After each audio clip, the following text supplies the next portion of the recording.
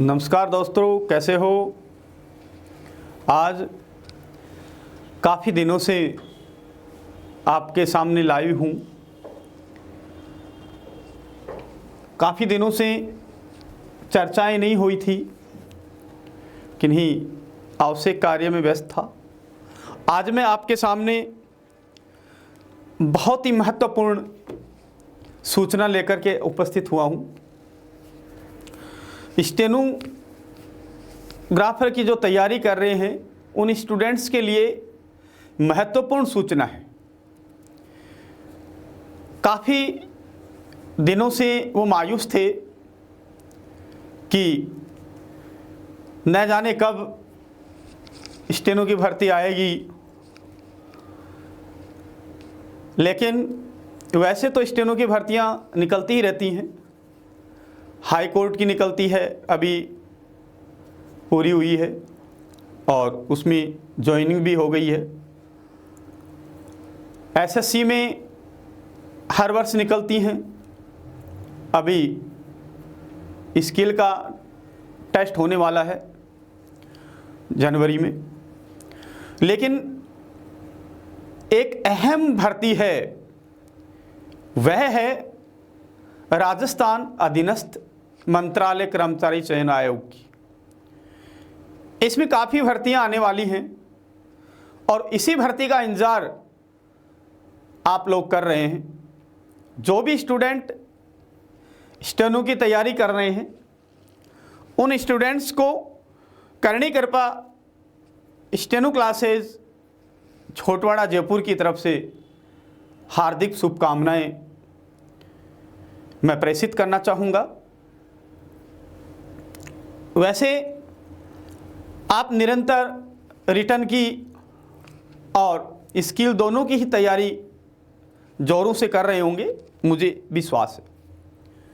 और आपके मन में एक गुदगुदी हो रही होगी कि आखिर भर्तियां कब आएंगी, क्योंकि जो भी तैयारी करता है, मनोयोग से तैयारी करता है, वह स्टूडेंट निश्चित रूप से कहीं न कहीं ये सोचता है कि भर्तियां जल्दी आएं।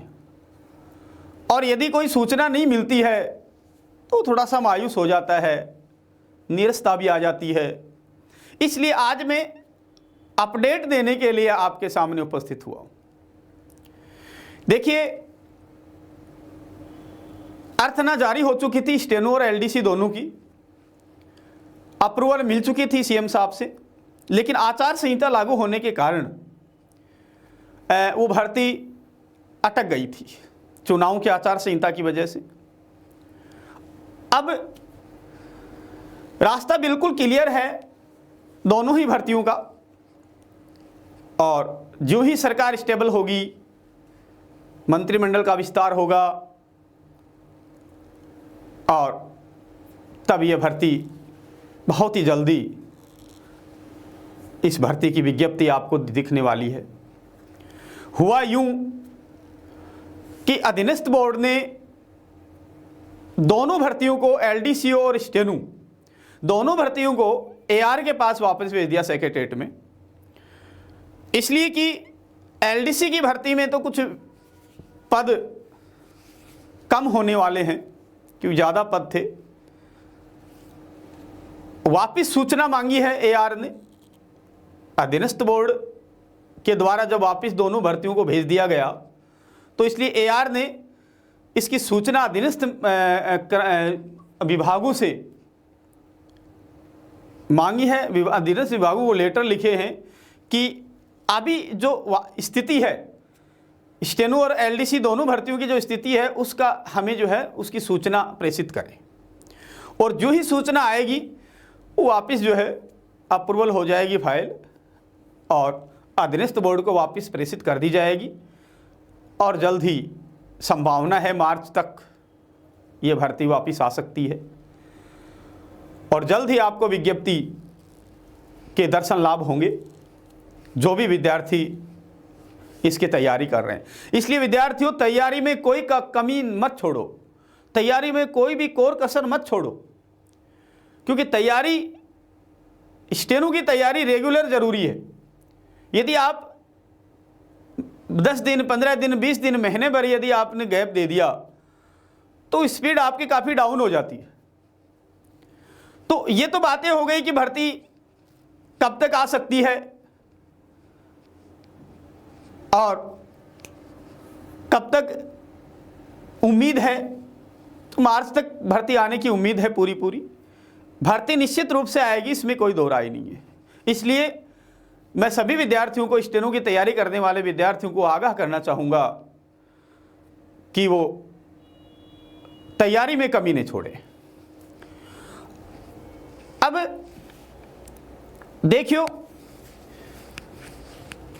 मैं कुछ टिप्स आपको बताने जा रहा हूं आज कि आखिर अपन जो है ना इसकी तैयारी कैसे करें, क्या तरीका है हमें स्टेनो की तैयारी निरंतर जारी रखने के लिए, कैसे हमारी एक्यूरेसी आए। ये कुछ बातें मैं आपको आज बताने जा रहा हूं जो बहुत ही अहम हैं, क्योंकि स्टेनो की ऐसी भर्ती है, स्टेनो एक ऐसी स्किल है, यदि इसमें स्टूडेंट्स थोड़ा सा भी असावधानी बरतता है तो उसका खामियाजा बहुत बड़ा भुगतना पड़ता है उसे। माइनर जो चीज़ें हैं वो भी उसके जीवन में बड़ी महत्वपूर्ण होती हैं और उसके कैरियर को बदल देती हैं।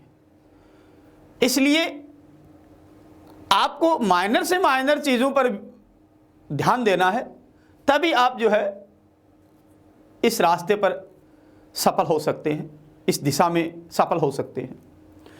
देखो, तैयारी कैसे की जाए।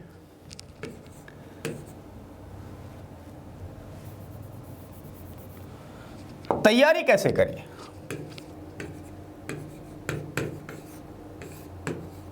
कैसे करें।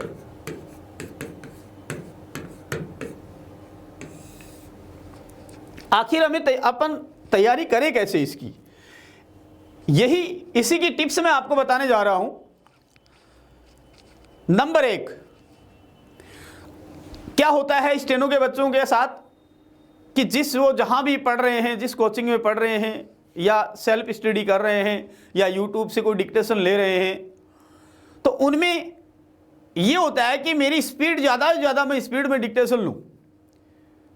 कोचिंग वाले भी, ज़्यादातर कोचिंग वाले क्या करते हैं कि जो स्टूडेंट 50 की स्पीड वाला होता है उस स्टूडेंट को वो 70 की और 80 की स्पीड दे रहे हैं। इससे क्या होता है, विपरीत असर पड़ता है, हमारी तैयारी पर विपरीत असर पड़ेगा। क्योंकि यदि हमारी वास्तव में स्पीड 50 है और हम जो है 70 और 80 की स्पीड ले रहे हैं, डिक्टेशन ले रहे हैं, तो हम निश्चित रूप से उस डिक्टेशन को एक्यूरेसी के साथ नहीं लिख पाएंगे, उसका अनुवाद हम एक्यूरेसी के साथ नहीं कर पाएंगे। और स्टेनोग्राफी में महत्वपूर्ण है एक्यूरेसी, शुद्धता, कि आप कितने शब्द शुद्ध लिख पा रहे हो और कितने शब्द आपके अशुद्ध हो रहे हैं, ये मायना रखता है इसके अंदर। तो 50 की स्पीड वाला बच्चा जब 70 की स्पीड लिख रहा है या 80 की स्पीड लिख रहा है तो निश्चित रूप से उसके आंकड़े बिगड़ जाएंगे, और आंकड़े बिगड़ जाएंगे तो अपने आंकड़ों को ही वो पढ़ नहीं पाएगा। लिखने पर भी जो आंकड़े लिखे गए हों कुछ तो छूट जाएंगे और कुछ लिखे नहीं जाएंगे, और जो लिखे नहीं जाएंगे उनको जो है वो पढ़ नहीं पाएगा। इसलिए इस चीज से बचे। यदि आपकी स्पीड किसके ऊपर डिपेंड करती है, स्पीड डिपेंड करती है एक्यूरेसी के साथ। यदि आपकी 50 की स्पीड है, 50 की स्पीड है आपकी और एक्यूरेसी आपकी 95 है या 98 है, 95 या 98% एक्यूरेसी आपकी आ रही है, तो आप मानिए कि अब मेरी 50 की स्पीड है। लेकिन यदि आपकी एक्यूरेसी 70 आ रही है या आपकी एक्यूरेसी 75% आ रही है या आपकी एक्यूरेसी 80% आ रही है, तो आपकी स्पीड 50 की नहीं है, ये निश्चित रूप से मान लीजिए। और यदि आप 80 से लिख रहे हैं और 80 की स्पीड में आपके 50% शब्द ही नहीं लिख पा रहे आप, या आप 70% शब्द ही लिख पाए हैं, तो ये 70 की या 80 की स्पीड नहीं है। क्योंकि आपकी एक्यूरेसी नहीं है। तो इसलिए ऐसा न करें, ये पैरों पर कुल्हाड़ी मारने के समान है। यदि आप 50 की स्पीड वाला स्टूडेंट 70 लिख रहे हैं तो ये गलत है।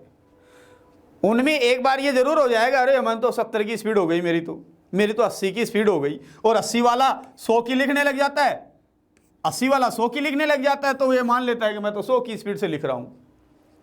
दूसरा है कि वो अनुवाद करते नहीं है, सिर्फ लिख लेते हैं, अनुवाद प्रत्येक डिक्टेशन का वो उनका होता नहीं है ना। इसलिए वो जो है ना अपने आप में ही जो है इस प्रकार से महसूस करते हैं कि मेरी तो 100 की स्पीड हो गई है, मेरी तो 80 की स्पीड हो गई है, मेरी तो 70 की स्पीड हो गई है। लेकिन जब वो एक्यूरेसी के साथ लिखेंगे तब उनको पता लगेगा कि मेरी क्या स्पीड है। यानी ऐसे जो स्टूडेंट हैं वो स्टूडेंट बहुत कम हैं जो ये सोचते हैं कि मैं टाइप पर बैठूं, मैंने जो डिक्टेशन लिखी है वो टाइप करूं उसकी, और फिर मैं देखूं कि मुझे कितनी की मेरी एक्यूरेसी आई है। वो स्टूडेंट्स मात्र 5% होते हैं स्टेनो में। 5% से भी मैं तो कम ही मानूंगा उनको। अब बाकी 95% स्टूडेंट क्या कर रहे हैं? क्या वो तैयारी कर रहे हैं? मेहनत तो कर रहे हैं, मेहनत तो ये स्टूडेंट भी कर रहे हैं और 95% स्टूडेंट भी मेहनत कर रहे हैं। मेहनत तो दोनों कर रहे हैं, लेकिन मंजिल तक कौन पहुंचेगा? मंजिल तक ये 5% स्टूडेंट पहुंचते हैं। क्यों? क्योंकि वहां पर आपकी एक्यूरेसी नहीं आती है, और एक्यूरेसी नहीं आती है तो आप जो है कंपटीशन से बाहर हो जाते हैं। इसलिए इस बात का विशेष ध्यान रखें, जब तक आपकी स्पीड न बढ़े तब तक आप उसी स्पीड से डिक्टेशन लेते जाइए और अपनी एक्यूरेसी पर ध्यान दीजिए। यदि 50 की स्पीड से आपकी एक्यूरेसी 95% से अबाउ है तो ये मान लीजिए कि मेरी 50 की स्पीड आज है, तो आप उसको क्या करेंगे? 10 की स्पीड मात्र बढ़ाएंगे, 10% बढ़ाएंगे आगे, तो आप जो है 60 की स्पीड करेंगे। उसको सिर्फ 60 की स्पीड ही करनी है आपको। 60 की स्पीड से डिक्टेशन लेंगे, उसके बाद आप देखेंगे कि आज 60 की स्पीड से मेरी एक्यूरेसी क्या आ रही है। 60 की स्पीड में भी यदि एक्यूरेसी उसकी 90 आ रही है तो उसको संतुष्टि होगी कि हाँ भाई मैं ठीक चल रहा हूं। 90 में फिर और उसको इसी 60 की स्पीड में चलना। जिस दिन 95% से अबाउ उसकी एक्यूरेसी आ गई 60 में, तो इसका मतलब 60 भी मेरी क्लियर है। उसके बाद उसको आगे बढ़ना चाहिए, उसके बाद उसको जो है 70 की स्पीड से डिक्टेशन लेनी चाहिए। तो इस प्रकार से उनको जो है आगे बढ़ते जाना है, ठीक है ना। ऐसे नहीं कि मेरी स्पीड तो लिखते जाएं और एक्यूरेसी देखे ही नहीं। तो एक्यूरेसी यदि नहीं है तो वो स्पीड नहीं है। 100 की स्पीड वाला स्टूडेंट के लिए मैं कहना चाहूंगा, 100 की स्पीड जिनकी है वो स्टूडेंट भी देखें कि मेरी एक्यूरेसी क्या है। उनको 100 की स्पीड से डिक्टेशन लेकर के अनुवाद करना चाहिए, टाइप के माध्यम से ट्रांसलेशन करना चाहिए, और ट्रांसलेशन में उसको देखना चाहिए कि मेरी कितनी स्पीड आ रही है, मेरी एक्यूरेसी क्या आ रही है। यदि उनकी एक्यूरेसी 95 से अबाउ है तो 100 की स्पीड है, और यदि उनकी एक्यूरेसी 100 की लिखने वालों की एक्यूरेसी 70 ही आ रही है तो उनको वापस जाना चाहिए 90 में। 90 की स्पीड लें या 80 की स्पीड से लें, 85 की स्पीड से लें। तो इस प्रकार से, क्योंकि आजकल क्या है, यूट्यूब पर जो डिक्टेशन मिल जाती हैं वो जो है उनको वो डिक्टेशन को लेते रहते हैं, अनुवाद करते नहीं हैं, पता लगता नहीं है कि उनकी स्पीड क्या है, ठीक है। ये तो आ गई आपकी स्पीड की बात। दूसरी महत्वपूर्ण बात यह है कि उसको रोजाना जो भी कम से कम, आप जैसे मान लो 5 डिक्टेशन लेते हैं, इसमें कम से कम 2 डिक्टेशन आप टाइप जरूर करें। क्योंकि यदि 2 डिक्टेशन आप टाइप करेंगे तो एक तो एक्यूरेसी का पता लगेगा और दूसरा आपकी टाइप की स्पीड का पता लगेगा। यानी आप जो है जज कर पाएंगे कि मैं कितनी देर में कितनी, जैसे मान लो कि आपने 800 वर्ड्स लिखे हैं, 800 वर्ड्स लिखे, अब इन 800 वर्ड्स को जो है ना आप कितनी देर में टाइप कर पाए। जैसे 70 मिनट में टाइप करना है आपको, और आप इसको कर पाए हैं 80 मिनट में, तो इस अब सुधार करना है आपको। ये 10 का जो गैप है, इस 10 के गैप का सुधार करना है। ये सुधार तभी होगा जब रेगुलर आप उसका अनुवाद करोगे, ट्रांसलेट करोगे डायरेक्ट टाइप से, तभी सुधार होगा, अन्यथा नहीं होगा। तो इस प्रकार से आपको तैयारी करते रहना है। दूसरी बात महत्वपूर्ण यह है कि आपको टाइप की स्पीड भी बढ़ानी है, क्योंकि ये एक्यूरेसी टाइप के ऊपर भी डिपेंड करती है। मान लीजिए कि आपकी टाइप की स्पीड 30 है, 30 की टाइप की स्पीड वाले स्टूडेंट कभी भी 70 मिनट में टाइप नहीं कर सकते मैटर को। 800 वर्ड 70 मिनट में टाइप वो नहीं कर पाएंगे।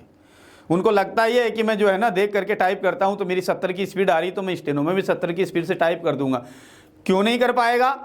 क्योंकि स्टेनो जो है कि एक ऐसी स्किल है, उसमें प्रत्येक सेंटेंस, प्रत्येक वाक्य आपको सेट करना पड़ता है।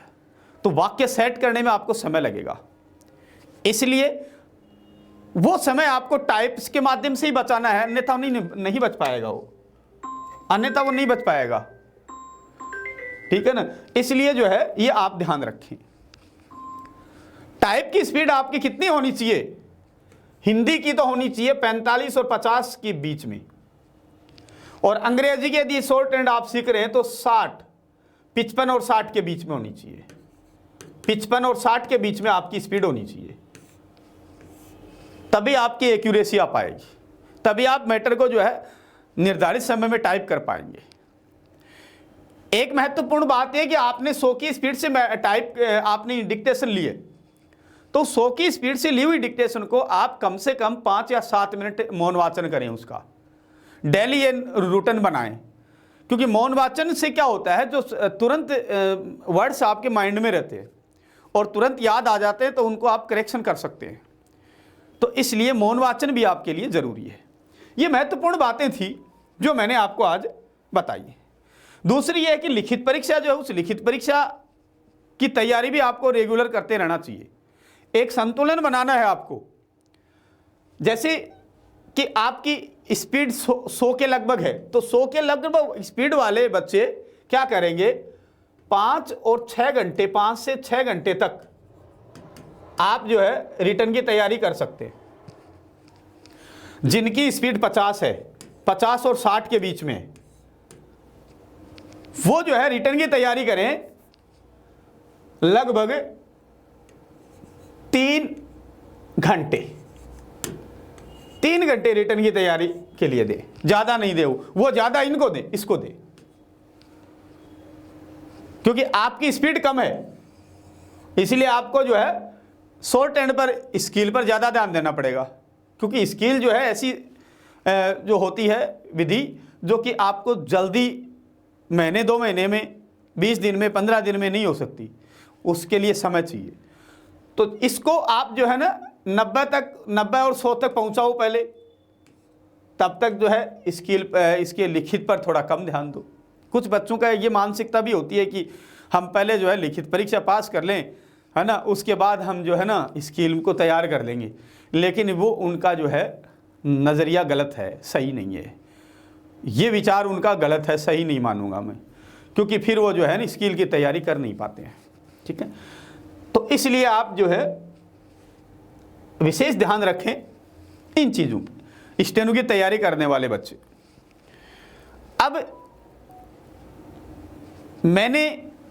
मेरे पास बहुत से विद्यार्थियों के फ़ोन आते हैं कि सर हम क्या करें, हमारी हिंदी बहुत कमज़ोर है, हम हिंदी में जो है अशुद्धियाँ करते हैं। बहुत सटीक बात है ये, क्योंकि जो हिंदी का स्टूडेंट है, हिंदी की शॉर्ट हैंड सीख रहा है, उसके लिए हिंदी की व्याकरण, शुद्धि अशुद्धि ये बहुत ही अच्छी होनी चाहिए।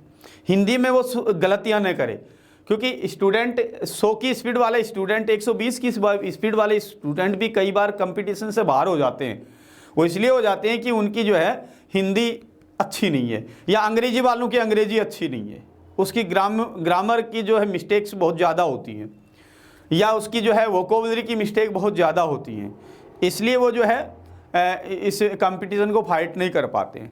तो मैं यही कहना चाहूँगा, अंग्रेजी वाले अंग्रेजी का विशेष ध्यान रखो, और हिंदी वाले स्टूडेंट हिंदी का विशेष ध्यान रखो, क्योंकि हिंदी में आप जब ट्रांसलेट करते हैं उस समय आपकी अशुद्धि नहीं होनी चाहिए, इसलिए इस बात का विशेष ध्यान रखें। मैंने ये जो है अभी स्टार्ट कर दिया है, और आपके पास बहुत जल्द ये वीडियो मेरा आएगा कि हिंदी वाले जो स्टूडेंट है, पहले हिंदी का वीडियो मैं डालूंगा आपके लिए। हिंदी में जो उच्चारण है उस उच्चारण पर आप विशेष ध्यान दें। उच्चारण यदि आपका सही है तो आप शुद्ध लिख पाएंगे। इसलिए मैं यहीं से वर्ण विचार से लेकर के आपको स्टार्ट करूंगा और आपको वीडियो मिलेंगे, ताकि आपकी शुद्धता बनी रहेगी, एक्यूरेसी आपकी बनी रहेगी, या नहीं है तो बन जाएगी, है ना। तो इस प्रकार से मैं प्रयास कर रहा हूँ। दूसरी, मैं जो है 60, 70, 80 तक इसकी स्पीड तक पहले डिक्टेशन आपको देऊँगा। यूट्यूब पर मेरे चैनल के माध्यम से आपको डिक्टेशन मिलेंगी, मैंने डाल भी रखी है, आप देख सकते हैं। कुछ डिक्टेशन मैंने डालना आरंभ कर दिया है अभी, तो आपको पर डे डिक्टेशन आपको मिलेगी। और उस डिक्टेशन में जो है आप ध्यान रख देखिएगा, उस डिक्टेशन में एक एक शब्द के उच्चारण पर मैंने विशेष बल दिया है, क्योंकि यदि ट्यूटर डिक्टेशन देने वाला का उच्चारण सही होगा तो ही लिखने वाला उसका अनुवाद सही कर पाएगा और उसकी जो है अशुद्धियां दूर हो जाएंगी। तो इसलिए आपके लिए मैं जो है ये प्रयास कर रहा हूं। आप जो है मेरे चैनल को जो है देखते रहिए, अपडेट आपको मिलते रहेंगे, सब्सक्राइब करते रहिए, ताकि हमें भी मनोबल, हमारा भी मनोबल बढ़े और हम चाहें कि आपसे से जल्दी हम जो है मुलाकात करें, जल्दी से जल्दी वीडियो हम आप तक पहुंचाएं, है ना, एक्यूरेसी और डिक्टेशन का। धन्यवाद।